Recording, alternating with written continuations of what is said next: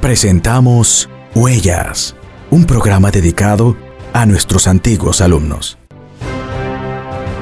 Buenas tardes a todos los oyentes de este programa Huellas, que se transmite por la emisora del Instituto Politécnico Loyola, Magis 98.3 y todas sus redes sociales. Gracias a todos porque cada sábado disfrutan de estas historias reales. Cuando estás enfocado en un objetivo, definitivamente no importa los obstáculos que te pueda deparar la vida. Tú insistes hasta dar con lo que buscas. Y eso hizo el joven Bunel con tan solo 16 años. 5 solicitudes y un solo estudiante de Yabonico, zona rural de la provincia San Juan de la Maguana. Llega un sobre a Yabonico a manos de mi tío que se llama Luis Mariano Merán. Fue por error el sobre, porque decía Luis Matos Merán. Y campo al fin, todo el mundo pensaba que era él y se lo llevaba. Contenidos que no había estudiado, pero que era necesario aprender en poco tiempo. Para el examen de admisión había cosas que me pedían que debía saber que no me lo habían dado en la escuela. Y de manera autodidacta estudié lo que me pedían para el examen de admisión del Politécnico que no me habían dado en la escuela. Una caminata de kilómetros en busca de un lugar que no conocía, pero de un récord de nota que sí necesitaba. La parte más difícil fue conseguir el récord de notas. Me fui a Las Matas, al pueblo, a la casa de la directora, y me hizo el favor, como a las 4 y pico de la tarde, ir al campo, abrirle el liceo y darme el récord de notas.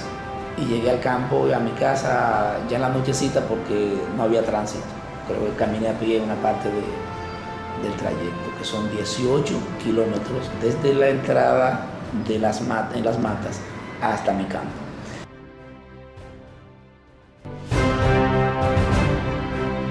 Huellas de nuestra institución. El significado de huellas viene dado como una marca o señal que deja el pie o la mano de un ser humano. Asimismo, en la vida, vamos dejando una impronta que nos identifica, que nos reconoce en la medida en que nuestro camino se hace más largo. Hemos iniciado un proceso en busca de esas marcas que han dejado a su paso miles de personas con el sello del Instituto Politécnico Loyola. Trabajo, emprendimiento, innovación, servicio, a través de este programa, Huellas. Estás escuchando Huellas. Amigos de Huellas, este programa que dedicamos cada sábado en horas de la tarde a nuestros antiguos alumnos, tenemos en este momento la oportunidad de conversar con uno de esos antiguos alumnos que llegó desde el sur de la República Dominicana. Con nosotros, Bunel Ramírez Merán, el licenciado Bunel Ramírez Merán. Él es abogado, pero lo primero que yo voy a hablar con Bunel es ¿de dónde viene su nombre? Supongo que es el único en el mundo que tiene ese nombre. Es usted. ¿Quién le pone ese nombre, Bunel? Ese nombre me lo puso mi papá, Alejandro Ramírez. Y yo también tengo la inquietud de la procedencia. No pude preguntarle por qué él murió siendo yo apenas un niño de 8 años. Y obviamente me quedé sin saber de dónde él habría sacado el nombre. Pero me conforta el nombre porque cuando llaman a Bunel o Bunel, me llaman a mí nada más. ¿Cómo es finalmente, Bunel o Bunel? Hay quienes dicen Bunel, hay quienes dicen Bunel, y yo digo Bunel.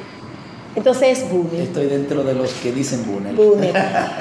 ¿Cómo llega Bunel al Politécnico Loyola? ¿Quién le motiva? ¿Quién le habla del Politécnico? Mira, yo te voy a decir que no creo que haya otro exalumno o alumno actual de Loyola que haya llegado aquí de igual casualidad.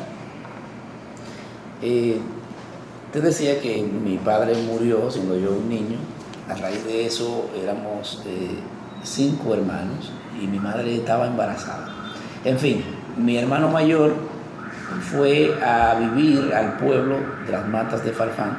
Yo me quedé en Yabonico, un campito de las Matas. Y entonces él fue a estudiar al Instituto Superior de Agricultura en Santiago. Y unos amigos de él, Freddy de Oleo Pérez, egresado de aquí también, en agronomía, pues bueno, hacían vida, tenían buen contacto de Santiago a San Cristóbal, etc. Y mi hermano en una ocasión, o en varias ocasiones, me dijo, tú te vas a estudiar para el Loyola. Pero qué sé yo qué es el Loyola. No sabía qué era eso. Y de repente, un miércoles, llega un sobre a Yabonico a manos de mi tío que se llama Luis Mariano Merán. Fue por error el sobre, porque decía Luis Matos Merán. Y campo al fin, todo el mundo pensaba que era él y se lo llevaba. Cuando él abre el sobre, hay varios formularios del Politécnico de admisión, de solicitud de admisión, y un manuscrito con varios nombres, de tantos formularios como nombres. Y ahí estaba mi nombre en ese listado.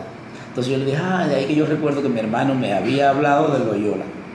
Me entrega a mi tío los formularios, llené uno y lo mandamos entonces unos días después vía correo.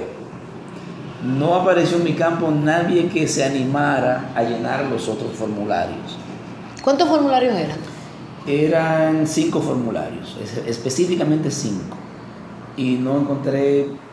Nadie más que quisiera llenar. Yo tampoco podía explicarle qué era el Politécnico. Ya mi hermano me había hablado, entonces ahí que yo entendí. De repente un día, te diría que más o menos un mes más adelante, llega ya a mí un telegrama con el alcalde pedáneo de ese momento, invitándome al examen de admisión de matemáticas y de español para la fecha indicada en el Liceo de San Juan. Bien, ¿cuál fue mi mayor problema? Que para el examen de admisión había situaciones, ya yo estaba en primero de bachillerato allí en el campo, había cosas que me pedían que debía saber que a mí no me lo habían dado en la escuela. Y entonces un profesor, se llama Luis Ramírez, era mi profesor, había sido mi profesor en 6º curso y tenía una buena relación conmigo porque yo era buen estudiante. Él me prestó un libro de matemáticas y de manera autodidacta yo estudié lo que me pedían para el examen de admisión del Politécnico que no me habían dado en la escuela. 1 o 2 días antes del examen, un profesor que se llama Juan Manuel, que daba clase de álgebra allí en el campo, me explicó la regla de 3, que yo no la podía entender solo y él me lo explicó. Y fue tan rápido que fue cuando ya casi terminaba el recreo y recuerdo que entró el curso en el que él me estaba dando y ahí terminó la clase. Digamos que en unos 5 o 10 minutos tuve también que aprenderme la regla de 3 para ir a un examen. En fin, viene la otra parte, es irme a mi examen. Un día antes fui a dormir en las Matas, donde la tía mía, donde se había criado mi hermano, y ahí me indicaron cómo llegar a San Juan porque nunca había pasado de las Matas. Y voy a mi examen de español y de matemáticas. Entendí que me fue bien, pero bueno, no podía decirlo con tal categoría. Unos días, unas semanas más adelante, entonces me llega una notificación, otro telegrama, para que vaya de nuevo a San Juan, y me decían que no tenía que estudiar nada, que era un examen de aptitudes. Y qué sé yo qué es eso de aptitudes. Y entonces y tenía que llevar a ese examen, a ese día de examen, un acta de nacimiento y un récord de notas de octavo. La parte más difícil fue conseguir el récord de notas porque me llegó el telegrama una tarde, no había clase el día siguiente, y entonces me fui a Las Matas, al pueblo, a la casa de la directora de mi liceo, en el campo, y más o menos me pasé el día entero en su casa, y me hizo el favor, como a las 4 y pico de la tarde, ir al campo, abrirle el liceo y darme el récord de notas y regresar. Quiero que sepan que cuando hice esa travesía, que le eché combustible al carro de ella, me quedé con el pasaje incompleto para regresar. Ok, fui a San Juan con lo que me quedaba de dinero. Cuando salí del liceo de San Juan, después del examen, no tenía dinero para regresar al campo. ¿Y qué hizo? Recordé que una tía mía que se llama Gladys vivía en San Juan, por donde le dicen el Córbano, y la referencia que yo oí en el campo era que vivía frente a la manicera. Y yo con lo que tenía, lo arreglé todo y cogí un motoconcho en el parque y le dije que me llevara a ese lugar. Y efectivamente, cuando me estaba desmontando del motoconcho, alcancé a ver a mi tía. Y ahí yo volví... Como en sí. Volví a ser yo, porque ya estaba entre familia. Al final de cuentas le dije lo que pasaba, me dio pasaje, comí en su casa y llegué al campo, a mi casa ya en la nochecita porque no había tránsito. Creo que caminé a pie una parte del trayecto, que son 18 kilómetros desde la entrada de en las matas hasta mi campo. Entonces, después, en ese cronograma, me llegó el telegrama de que yo había sido admitido. Cuando usted le llega el cronograma de que ha sido admitido, ¿recuerda su reacción? Bueno, la reacción en ese momento, yo tenía 16 años, era dual, de alegría y de tristeza, porque mis hermanitos menores que yo vivían junto conmigo y con mis abuelos maternos, y yo sabía que me iba a desprender de ellos. Cuando usted llega acá al Politécnico Loyola, como vivía tan lejos, ¿dónde vivió aquí en San Cristóbal? Bueno, a través de Freddy de Olio, que ya dije que fue la persona que mandó los formularios. Sí. Él vivía ya en una pensión de estudiantes con el padre Tomás Marrero. Y entonces cuando yo vine, recuerdo la fecha, las clases comenzaron 17 de agosto de 1986. Y vine el 17, un día después de la elección, eso lo recuerdo. Vine el 17 y comenzaron el 18 las clases. Freddy me recibió aquí, mi hermano mayor me trajo, yo no sabía andar aquí. Y entonces ahí encontré a Freddy, a esos amigos de mi hermano, y entonces yo entré a la pensión de estudiantes del padre Tomás Marrero, que en ese momento estaba en el barrio San Isidro, entrando exactamente frente a donde estaba la fortaleza. Creo que la calle Segunda, si mal no recuerdo. Entonces ahí comenzó mi ambiente y entonces ya fue toda una historia. Recuerdo que no había mucho problema de energía eléctrica, de agua potable, etcétera.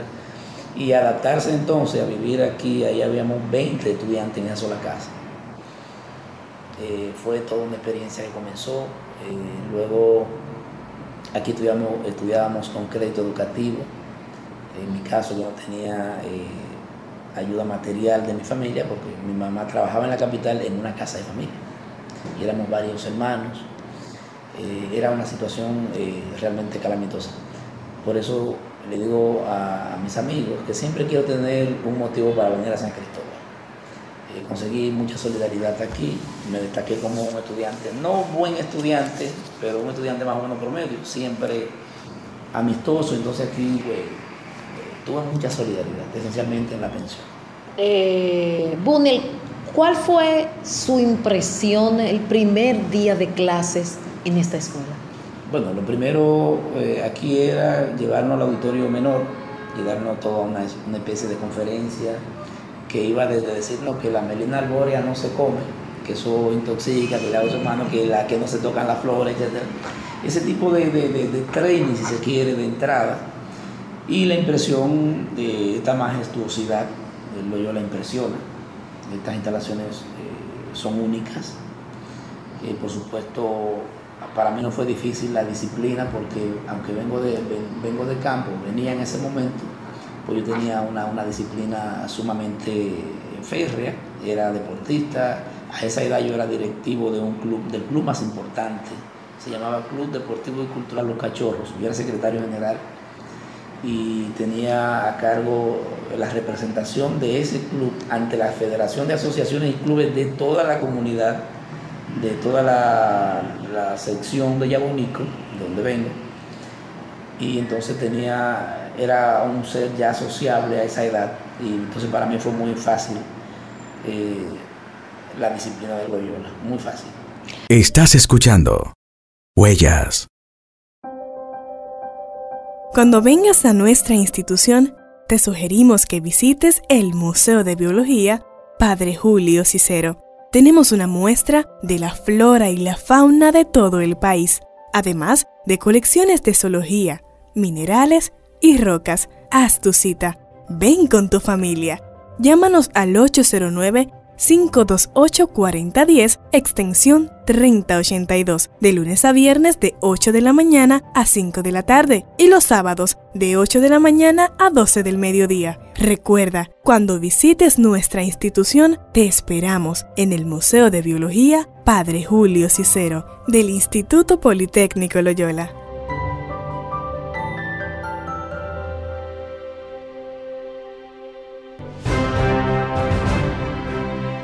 Huellas de nuestra institución. El IPL tiene su origen en una propuesta de los padres jesuitas Luis González Posada y Ángel Arias al Estado Dominicano, de fundar una ciudad técnica y agrícola, donde se impartieran estudios de básica, media y carreras técnicas. Instituto Politécnico Loyola, formando profesionales para el país. Estás escuchando Huellas. Bien, háblenme un poquito de sus compañeros.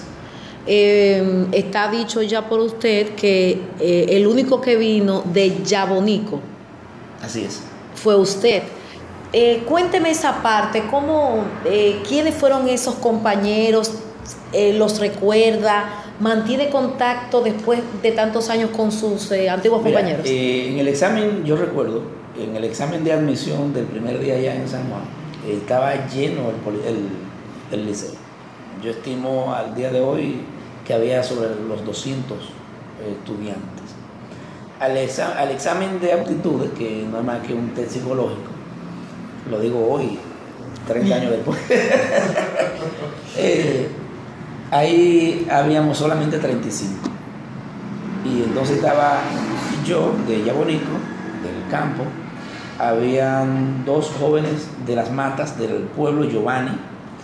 Recuerdo a Giovanni que se graduó, y hay otro jovencito que no recuerdo su nombre ahora porque nunca más lo he vuelto a ver. De Elias Piña estaba Liranzo, que se graduó, estaba Víctor Berigüete, que llegó hasta el cuarto año, y había otro jovencito que se fue en el primer año. Ese fue de San Juan del Pueblo, del municipio cabecera, no hubo ninguno. Recuerdo que habían dos de Asua, se fueron en el primer semestre, los de Asua. Dos se fueron y Peralta se graduó con nosotros de electricidad.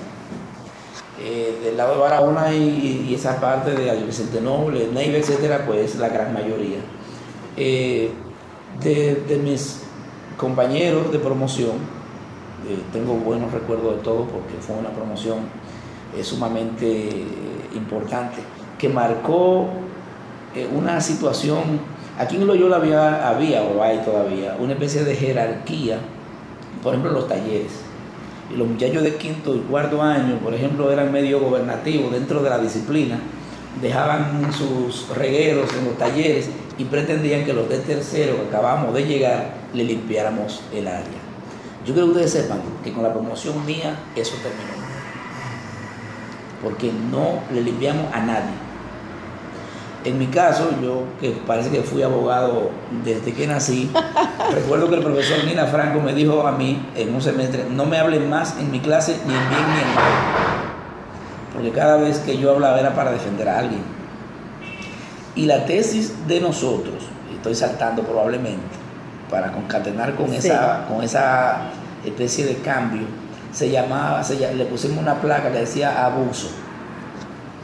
Decía abuso porque era Adames, de apellido César Darío Adames Díaz, Bunel Ramírez y Santana Soto. Y a César siempre le decíamos Adames. A mí siempre me llamaron por mi nombre y a Santana Soto le decíamos Soto. Abuso. Eso fue objeto de discusión porque pudo haber sido Adames, Ramírez y Soto. A final de cuentas le buscamos la vuelta y se quedó así. ¿Por qué una placa? Porque hicimos la tesis, el proyecto, como se llamaba aquí, sobre electricidad y automóvil. Y un automóvil al fin, nosotros le hicimos una placa y decía así. Y entonces usted estudió electricidad, pero mira qué salto de electricidad al derecho. No, y quiero que sepa una cosa, hay gente que cambia de carrera por un asunto de frustración. Posiblemente en mi promoción tuve los mejores empleos. Tuve empleos de esos de coger experiencia en los primeros años, pero luego yo entré a ser encargado de mantenimiento de la revista Rumbo, que hoy es el Diario Libre, y ahí marcó en mí un despegue económico importante. Para la época era un sueldo bueno y además era tipo igual, aunque tenía todas las condiciones, las prerrogativas y derechos de un empleado formal, pues no tenía que cumplir horario y me permitía además entonces hacer trabajos particulares. Y después de 5 años ahí pasé a igual función en el periódico El Caribe cuando era absolutamente del Banco Popular y ahí las condiciones también eran muy buenas. En definitiva, cuando hago la transición de electricidad al derecho, pues tenía ya una vida más o menos hecha con vehículo, casa, familia, etc. Y entonces pues pude perfectamente seguir sin mayores traumas económicos, porque la carrera de derecho es una carrera que se construye con el tiempo. Y entre un paso, una carrera en la que ya tú tienes un nombre y una estabilidad, a otra que va a comenzar, puede tener una situación económica complicada. Y no fue mi caso, realmente. Bunel, otra experiencia u otra anécdota de su promoción que usted recuerde y que a lo mejor en el momento fue quizás seria, pero que con el paso del tiempo ya usted Mira, se ríe. Más que anécdota, lo que a mí más me marcó fue un estudiante que se llama Pablo Vladimir Erasme, mejor conocido como Pablé. Tú sabes, aquí en el Politécnico la asistencia era del primer orden. Y yo recuerdo que Pablé era un muchacho muy, para la época, atiguereado, un muchacho extrovertido, con unas habilidades que superaban al promedio. Y recuerdo que cuando teníamos clases de soldadura con el profesor el profesor Pablo, que daba soldadura eléctrica por arco, eso yo lo recuerdo. Entonces, Pablo no iba porque eran 3 horas corridas y él iba, se enseñaba y salía porque tenía un motorcito. Y lo veíamos que pasaba por el frente del taller conchando en su motorcito en pleno horario de clase. En pleno horario de clase, en el Politécnico Loyola. Estamos hablando de un caso excepcional. Pero era fuerte. Recuerdo que nunca se me ha olvidado, yo imitaba mucho al profesor Rolando Arias, yo hablaba exactamente como él, tomaba el libro de trigonometría como lo tomaba y hacía mi tremenda chelcha cuando estábamos solos. Pero tuve la osadía de querer imitar al profesor Valera, que todavía da clase en el Politécnico. Jorge Valera. Y Valera era como cuerdoso. Un yo que llama Navarro, de la capital, le dijo un día que yo lo imitaba. Valera me quiso obligar a que lo invitara delante de él. Y Valera era peligroso. Entonces yo le dije, no, profesor, aquí yo invito es al profesor Rolando. Permítame hacer la invitación.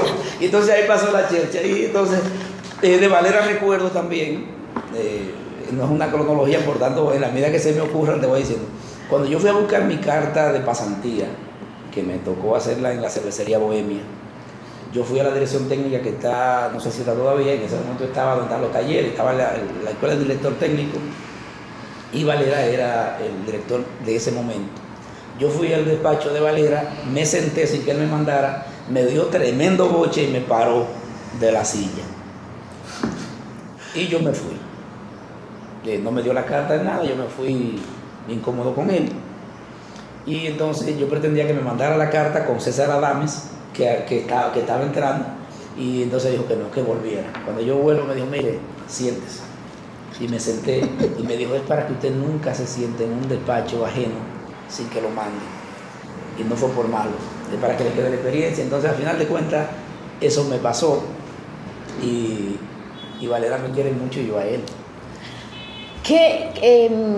¿Cuáles son esas cosas que usted aprendió aquí de esa educación jesuita que el día de hoy y en toda su vida le acompañan?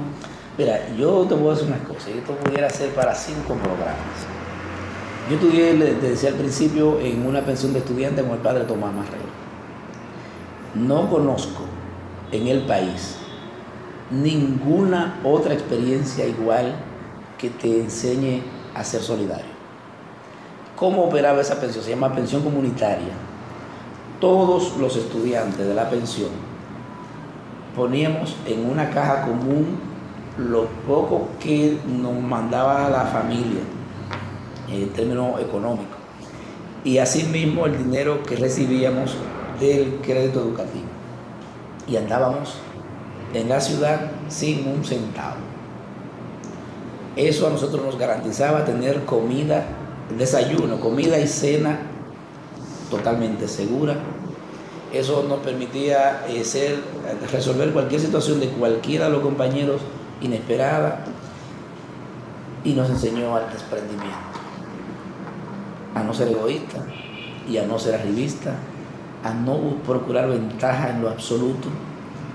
Y eso yo lo practico todos los días de mi vida, porque, y te voy a conectar con el examen de psicología para venir aquí, haz bien y no mire a quién. Yo recuerdo que salió, me preguntaron qué significaba eso en ese momento, en ese examen. Haz bien y no mire a quién. Y eso yo lo hago toda la vida y todos los días.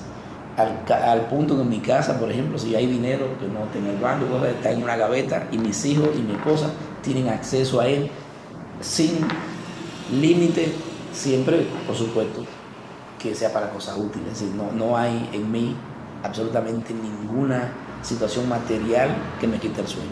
Gracias, Bunel Ramírez Mera. Estás escuchando Huellas. Conocer y hacer realidad la solidaridad.